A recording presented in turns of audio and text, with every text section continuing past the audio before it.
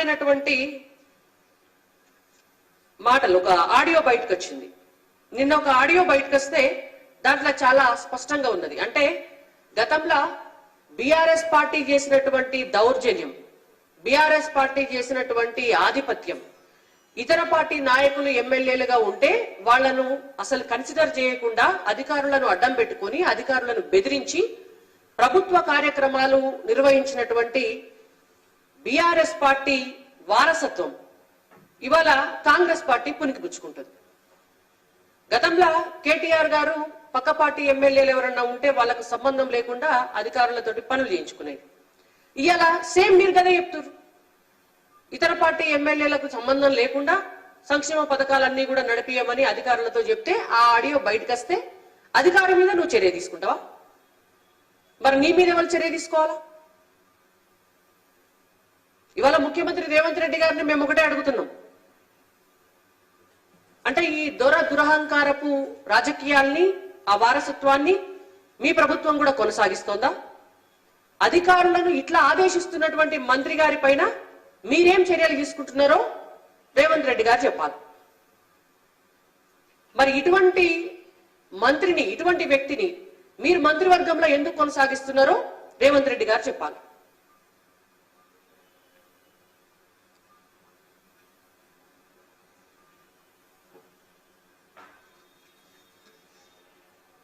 ఇంకొకటి, ఇన్ని మాట్లాడుకుంటా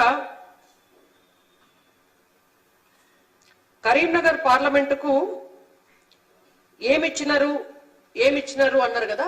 నేను ఇందాకనే చెప్పిన, మీకు చెవులు వినబడకపోతే దానికి మేమేం చేయలేమని. నేను ప్రభాకర్ గారిని ఒకటే విషయం అడుగుతున్నా. ప్రభాకర్ అన్న, మీరు ప్రాతినిధ్యం వహిస్తున్నటువంటి హుస్నాబాద్లో మీరిచ్చినటువంటి ఎన్నికల హామీ ఏ మహిళ కన్నా 2500 రూపాయలు ఈ ఏడాది దాకా ఇచ్చినారా? చెప్పురి దానికి సమాధానం. మొదలు రైతులకు మీరిచ్చినటువంటి హామీ రైతు బంధు 15,000 అందరు రైతులకు పడ్డాయా? దానికి సమాధానం చెప్పు. కౌలు రైతులకు 15,000 ఇస్తామని చెప్పిండ్రు. అసలు కౌలు రైతుల లిస్ట్ ఏమైనా తయారు చేసిరా మీరు హుస్నాబాద్ నియోజకవర్గంలో? దానికి సమాధానం చెప్పు. రైతు కూలీలకు 12,000 ఇస్తామని చెప్పిండ్రు, ఇచ్చినారా? దానికి సమాధానం చెప్పు. ఎంతమందికి ఇందిరమ్మ ఇండ్లు ఇచ్చిండ్రు?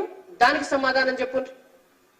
ఇంకొక 10 రోజులైతే మొత్తం వడ్లన్నీ కూడా కళ్ళలకు వస్తాయి, 500 రూపాయల బోనస్ ఇస్తామని చెప్పినారు.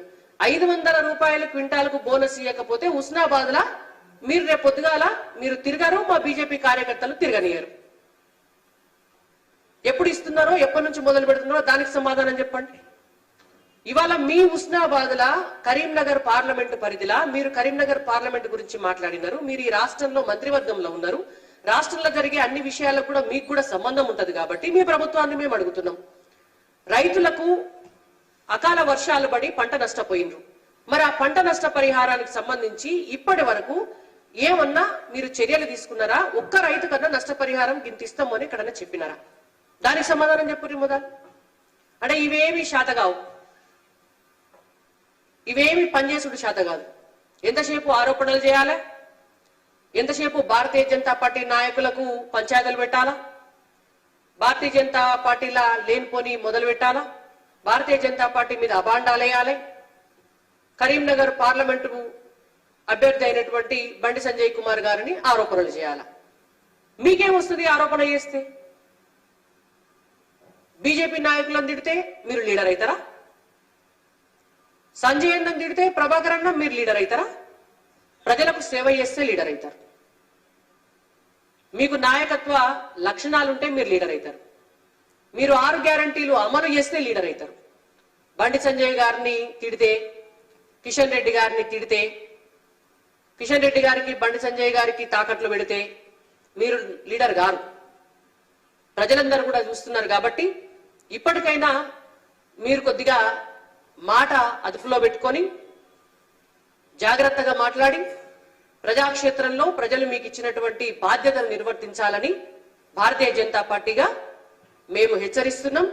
ఇట్లనే మీరు అవాకులు చెవాకులు పేలితే మేము కూడా అదే పద్ధతిలో సమాధానం చెప్పాల్సి వస్తుందని కూడా మీకు తెలియజేస్తున్నాం.